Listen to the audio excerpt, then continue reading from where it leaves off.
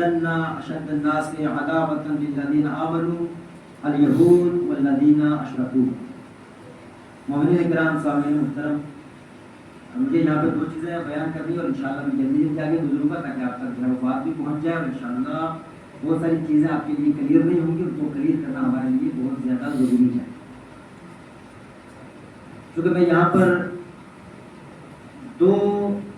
تنظیموں کی جانب سے نمائندگی کے طور پر موجود ہوں۔ ایک مجھے شیعہ علماء کونسل کے صدر محترم حجت الاسلام والمسلمین علی جناب قبلہ مولانا سید کرامت حسین جعفری صاحب نے بھیجا ہوا ہے، اور دوسرا میں جو آئین ساز کمیٹی ہے اس کا ایک رکن ہوں اور رابط ہوں شیعہ فیڈریشن کی آئین ساز کمیٹی اور شیعہ علماء کونسل کے مابین۔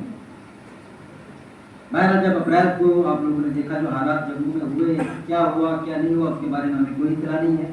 اس لیے کہ شیعہ فیڈریشن ایک الگ سے ادارہ ہے اور شیعہ علماء کونسل ایک الگ سے مستقل ادارہ ہے۔ لیکن اس کے بعد کچھ حالات ہم نے دیکھے مختلف گروپس میں، اور ایسے حالات بن رہے تھے کہ جو شیعہ قوم کے مابین نہیں ہونے چاہیے تھے۔ ہم اقلیت در اقلیت ہیں، اور ایسا لگ رہا تھا کہ یہ حالات بہت ہی زیادہ خطرناک ہو سکتے ہیں، لہذا اس میں ہم لوگوں نے جو ہے وہ شیعہ علماء کونسل کی کابینہ نے دو چار چیزیں آپ لوگوں کے لیے وضاحت کر دوں، چونکہ بہت سارے افراد کے ممکن آپ تک فون بھی آتے ہوں، غلط طریقے سے پیغام بھی بھیجے جاتے ہوں، اور عاشق خان صاحب نے متعدد بار، کیونکہ یہاں پر ان کا میں بہت احترام کرتا ہوں، قابل احترام شخصیت ہیں، لیکن چونکہ انہوں نے اپنے ایک میسیج میں شیعہ علماء کونسل کے علماء کی توہین کی ہے، لہذا میں اس کی وضاحت کرنا ضروری سمجھتا ہوں، اس لیے کہ ظاہر سی بات ہے عاشق خان صاحب کے پاس یہ اختیار نہیں ہے کہ وہ شیعہ علماء کونسل کے ساتھ میٹنگ کرنے کے بعد یہ کہیں کہ شیعہ علماء کونسل نے یہ کام کیوں کیا ہے۔ ہم نے سب سے پہلے اس سلسلے میں گفتگو ہوئی، شیعہ علماء کونسل کی میٹنگ ہوئی، اور قبلہ یہاں پہ موجود ہیں، یہ شیعہ علماء کونسل کی نگران کمیٹی کے یا وہ سینئر رکن ہیں۔ اس میں قبلہ مختار صاحب نے یہ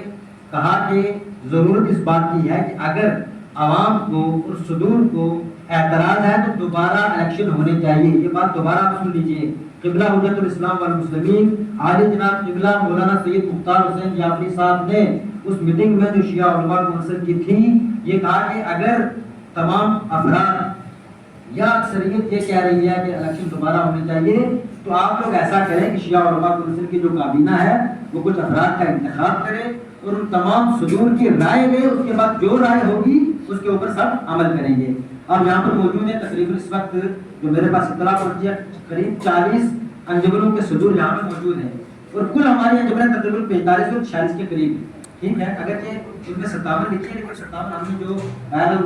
گراؤنڈ میں دیکھا ہے وہ 57 نہیں ہے، 47-48 کے قریب ہیں۔ آپ سب یہاں موجود ہیں، اس بات کی تائید بھی کریں گے کہ ہماری آپ کے ساتھ ہر ایک کے ساتھ کئی گھنٹہ جو ہے وہ میٹنگز ہوئی ہیں، سب کے ساتھ میٹنگز ہوئی ہیں۔ ان میٹنگز میں جو کچھ بھی آپ لوگوں کی آراء تھی ہمارے پاس، ہم نے ان کو نوٹ کیا ہے، ہم نے ان کو ریکارڈ کیا، اور ان کو ریکارڈ کرنے کے بعد پھر ہم نے کم سے کم ایک ہفتے کے ٹائم آپس میں ڈسکس کی شیعہ علماء کونسل کی کابینہ نے۔ یہ لفظ کابینہ کے اوپر آپ ضرور توجہ کریں، اس لیے کہ ہر ایک یا وہ تنظیم ہوتی ہے، اس کی باڈی ہوتی ہے، اس کے کچھ اراکین ہوتے ہیں۔ مثلا کوئی ایک تنظیم ہے جس میں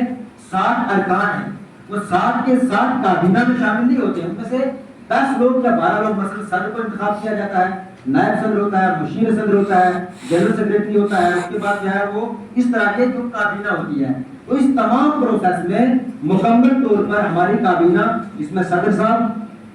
جس میں جناب مشیر صدر صاحب، جس میں جنرل سیکریٹری صاحب، جس میں ترجمان اعلیٰ صاحب، جس میں سوشل میڈیا کے انچارج، جس میں ثقافتی امور کے جو ہے سربراہ، جس میں تعلیمی و تربیتی امور کے سربراہ، یعنی جتنے بھی ہمارے شیعہ علماء کونسل کی کابینہ کے ارکان تھے موجود تھے۔ ہم نے سب لوگوں سے رائے لی، اور رائے لینے کے بعد صرف 4 انجمنوں کی رائے یہ تھی کہ جو الیکشن جموں میں ہوا ہے وہ ٹھیک ہے، باقی تمام کی تمام انجمنوں نے کہا کہ یہ الیکشن غیر آئین ہے، غیر قانونی ہے، لہٰذا ہم اس کو نہیں مانتے، دوبارہ ہونا چاہیے۔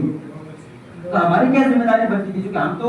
نہ ہی ہمارے عاشق صاحب سے کوئی لینا دینا تھا، نہ ہی جو ہے وہ صدور سے۔ ہماری ذمہ داری یہ تھی جو ہمیں صدور نے کہا وہ ہم اس کمیٹی کے پاس پہنچائیں کہ جس کمیٹی نے 2019 میں خود عاشق خان صاحب کو صدر بنایا۔ یہ ہوتا ہے سلسلہ۔ جس ایک ایسی کمیٹی تھی جس نے 2019 میں بنایا تھا، اب ہم کہیں گے ہم اس کو نہیں مانتے تو ظاہر سی بات ہے ہمارا سب بننا بھی بہت کیا ہو جائے گا، غیر آئینی ہو جائے گا۔ بہرحال یہ سب ہوا، ہونے کے بعد جو ہماری ذمہ داری تھی علماء کونسل کی وہ یہ تھی کہ آپ کو جو آئین ساز کمیٹی تھی جس میں ذوالفقار نقوی صاحب ہیں، بہرحال جو ہے ماسٹر خورشید صاحب ہیں، نذیر شاہ صاحب ہیں، سلیم صاحب ہیں اور شاہ صاحب ہیں، منیر شاہ صاحب، اور یہ وہ لوگ ہیں جنہوں نے، اب یہ چونکہ ہم اپنی طرف سے نہیں کہہ رہے ہیں، جن لوگوں سے ہماری میٹنگ ہوئی ہیں انہوں نے کہا 2007 میں جب شیعہ فیڈریشن بنی تھی اس وقت بھی انہی لوگوں نے شیعہ فیڈریشن کا قانون بنایا تھا، اس ہم نے تعین کی تھی، اس کو ہم نے جو ہے وہ پیش کیا، پیش کرنے کے بعد ہمارے پاس یہ آرائی، اب وہ آرا آنے کے بعد ہم لوگوں نے ایک عوام کے سامنے کہا کہ یہ آرا ہمارے پاس آئی ہے اور ہم نے یہ تمام کام اس قانون ساز کمیٹی کے حوالے کر دیا، اس کو اختیار ہے کہ جو کچھ بھی کرے وہ ہمارا کوئی لینا دینا نہیں، اس میں ہماری کوئی مداخلت نہیں تھی، ہمارا یہ مسئلہ تھا کہ قومی اختلاف نہ ہو اور حقائق کا پتہ کیا جائے کہ اصل حقیقت کیا ہے۔ دوسری بات آپ بہتر نکل جاتے ہیں، ایک ملک سے لے کر ایک چھوٹی سی تنظیم، کوئی آرگنائزیشن، کوئی این جی او، اس میں اگر آئین نہ ہو یا آئین کے اوپر عمل نہ ہو تو ظاہر سی بات ہے پھر اگر کوئی شخص کہے کہ اختلاف ہوتا ہے تو ظاہر سی بات ہے اس کو یہ حق نہیں ہوتا ہے۔ آئین کے اوپر یہاں پر ہمارے یہاں آپ ملک میں بھی کہتے ہیں کہ آئین سے بڑھ کے کوئی نہیں ہوتا ہے، وہ آئین ایک منظم ہونا چاہیے، ایک بہترین ہونا چاہیے، اور وہ آئین جو لوگ مجھے صدر بنائے تو ان کو بھی اس آئین کے بارے میں پتہ ہونا چاہیے، یہ بہت ضروری ہوتا ہے، کیونکہ صدر کو کون انتخاب کرتا ہے؟ جو انجمنیں ہیں علاقے کی، ان کے صدور۔ تو ہم نے جب بہر گفتگو کی تو کہا ہمارے پاس ہمیں کچھ پتہ ہی نہیں ہے کہ آئین کیا ہے، تو ہم نے بہر اس آئین کو جو ہے وہ لیا جو ذوالفقار نقوی صاحب نے ڈرافٹ کیا ہوا تھا، اور اس آئین میں جن نکات کو حذف و اضافہ کرنا تھا آپ بھی لوگوں کی رائے کے مطابق اس میں کیا، اور کرنے کے بعد وہ ان لوگوں کے سامنے پیش کیا، اور انہوں نے متعدد میٹنگز اس کے اوپر کی ہیں، اور اس میٹنگز میں بہرحال بحث و گفتگو کے بعد یہ فائنل طور پر آپ کی خدمت میں مختصر پڑھوں گا، ہر پوائنٹس بڑے بڑے، اور جو ہے اس کے بعد انشاءاللہ اس کے اوپر آپ لوگ کے جو ہے وہ پاس کرنے کی قرارداد پیش ہوگی، اس کو پاس کرنے کے بعد پھر آئندہ جو بھی الیکشن ہوگا اور آج جو بھی یہاں پر پاس ہوگا وہ اسی آئین کے مطابق ہوگا۔ لیکن اس سے پہلے کیونکہ ہماری آج کی اس میٹنگ میں سب سے پہلے ہمارے لیے ضروری یہ ہے کہ اس وقت جو میں نے قرآن کریم کی آیت آپ کی خدمت پیش کی تو خدا متعال نے 1400 سال پہلے اپنے حبیب کو قرآن کریم میں فرما دیا تھا کہ یہ یہودی اور یہ بت پرست آپ کے سب سے بڑے دشمن ہیں۔ آج دنیا کا جو ہے وہ حالات دیکھ رہے ہیں کہ کس طریقے سے اسرائیل نے بغیر کسی وجہ کے ایران کے اوپر ایک ظالمانہ اور جائرانہ اور جابرانہ حملہ کیا۔ بھائی اس کے لیے ہم نے قرارداد تیار کی، اس کو میں پڑھتا ہوں، انشاءاللہ ہماری جو پریس ریلیز ہوگی اس میں بھی جو ہے وہ پیش کی جائے گی۔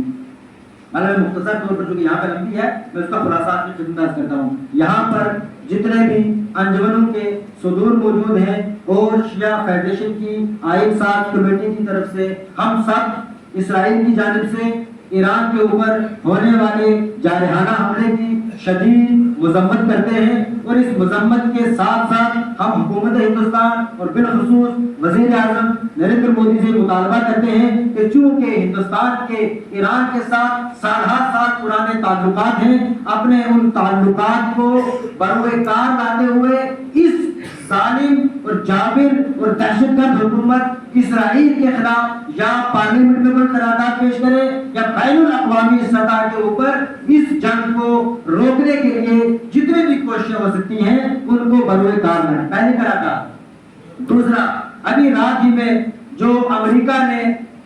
ایران کے ایٹمی پلانٹ کے اوپر تقریباً 3 ایٹمی پلانٹ کے اوپر حملہ کیا ہے اس کی بھی ہم شدید الفاظ میں مذمت کرتے ہیں، اور یہاں پر ہم تمام صدور اس بات کا اعادہ کرتے ہیں کہ اگر اسرائیل اور امریکہ اس طرح کی حرکات کو مزید جاری رکھتے ہیں تو عالم اسلام میں ایک ایسا خوفناک حالات پیدا ہوں گے کہ جنہیں کنٹرول کرنا پھر ان کے اختیار میں نہیں رہے گا، اس لیے کہ یہ لوگ بھول چکے ہیں، انہوں نے 2 بڑی غلطیاں کی ہیں۔ پہلی غلطی یہ کی ہے کہ انہوں نے ایران کے اوپر ایسے وقت میں حملہ کیا ہے جب محرم قریب آنے والا ہے، اور یہ وہ قوم ہے کہ جس کے اندر محرم آتے ہی خود بخود ایک جذبہ پیدا ہوتا ہے، وہ اثار کا، وفاداری کا، قربانی کا، حریت کا اور حسینیت کا۔ اور دوسری جو غلطی کی ہے سب سے بڑی، وہ یہ غلطی کی ہے، یہ تاریخ بھول چکے ہیں کہ انہوں نے یہ بنی امیہ پہ حملہ نہیں کیا ہے، یہ بنی ہاشم پہ حملہ کیا ہے، اور تاریخ میں جب جب بنی ہاشم پہ حملہ ہوا ہے بنی ہاشم نے اس حملہ کرنے والے کو کبھی معاف نہیں کیا ہے. ظاہر سی بات ہے یہ بھول چکے ہیں. یہودیوں کو اپنی تاریخ بھی پڑھ لینا چاہیے اور بنی ہاشم کی تاریخ بھی پڑھ لینی چاہیے. یہ وہ یہودی ہیں کہ جن کے باپ آبا و اجداد کو خیبر میں کیا ہوا وہ سب لوگ آپ جانتے ہیں, اور ہمارے آبا و اجداد کیسے تھے, انہوں نے خیبر میں کیا کیا یہ بھی سب لوگ جانتے ہیں. لہذا ہم سب یہاں پر موجود افراد کی طرف سے پرزور مذمت کرنے کے ساتھ ساتھ انشاءاللہ تعالی دعا گو ہے کہ خدا بندر متعال اس دہشت گرد نظام کو نیز تو نابود کرے اور فلسطینیوں کی اور ایران کی مکمل طریقے سے مدد فرماتے ہوئے پنجم اسلام کو سربلند فرمائے. والسلام علیکم ورحمۃ اللہ وبرکاتہ.